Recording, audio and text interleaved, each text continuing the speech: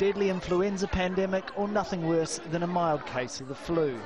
Here in Thailand, their swine flu vaccination program has just begun, but in other parts of the world, serious questions are being raised about the handling of the pandemic.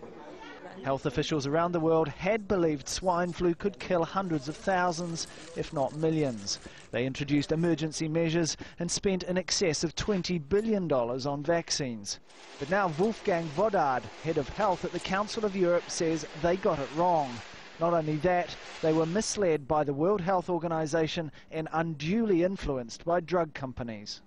The WHO, in cooperation with some big pharmaceutical companies and their scientists, redefined pandemics and lowered the alarm threshold.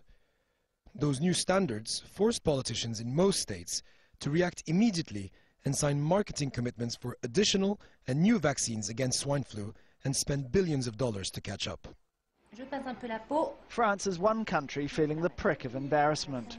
Officials spent a staggering $1.25 billion buying 94 million doses of H1N1 vaccine. So far, only 5 million have been used. Now the country, like many others that bought big, is trying to sell off surplus stock. Having committed to buy the vaccines, Dr. Vodard says health officials then sought to justify their decision. Never before the search for traces of a virus was carried out so broadly and intensively.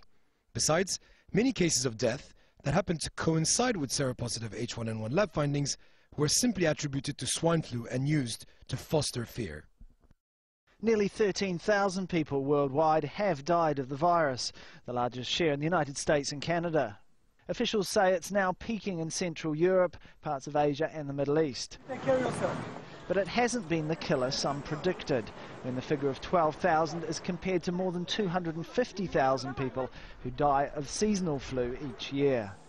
Dr. Vodard says the H1N1 vaccine was not sufficiently tested and was needlessly exposed to millions of healthy people.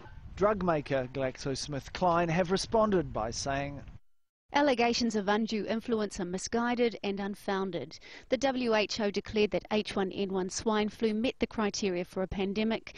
Responding to it has required unprecedented collaboration. As WHO has stated, legal regulations and numerous safeguards are in place to manage possible conflicts of interest.